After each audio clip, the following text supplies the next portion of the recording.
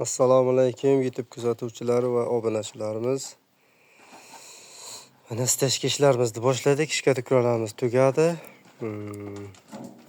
Hozir nima edi? Aslavana ishlari ketmoqda. Badinlarga oldik. 0 ga turibdi.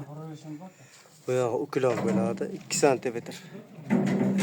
Bu yoqda 3 metrga 1 sm dan 3 sm past bo'ladi.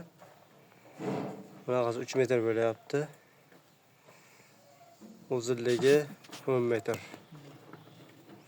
Mana stashkalari hovli to'ridan qilib kelyapmiz. 1.65 ga 12 metr 15 metr.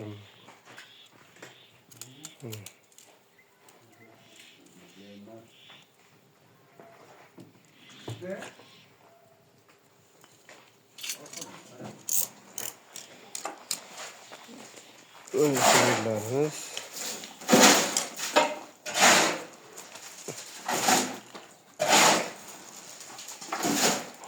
ustalarimiz issiq bo'lishiga qaramasdan ishni avjida qilishyapti.